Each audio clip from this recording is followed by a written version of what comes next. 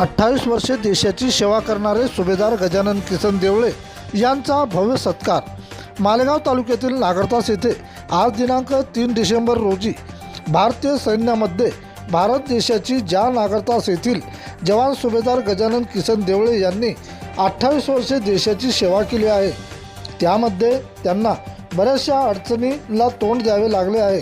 28 वर्षे देशाची सेवा करणारे गजानन किसन देवळे हे सेवेमधून सेवानिवृत्त झाले असल्याने त्यांचा नागरतास येथील माजी सभापती गजानन देवळे, सरपंच रोशन देवळे, पवन गजानन देवळे, राजू तुकाराम देवळे, विजय दिगंबर देवळे, विठ्ठल देवळे, दत्ता देवळे, पंडित देवळे व सर्व गावकरी मंडळी तथा ह्यामध्ये सुभेदार संदीप भोपळे, माजी सैनिक पुरंदर, सुभेदार शंकर वडकर, पांडुरंग वाळे, सुभेदार लक्ष्मण खडसे नागरतास, रामदास टाले, बालाजी रणपिसे, गजानन घोडे, नारायण इडोळे, उद्धवराव सरनाईक, सूरज इंगळे, सुभेदार संतोष जाधव, नितीन तायडे हे सर्व देशसेवक जवान रॅलीमध्ये अभिमानाने सहभागी होते।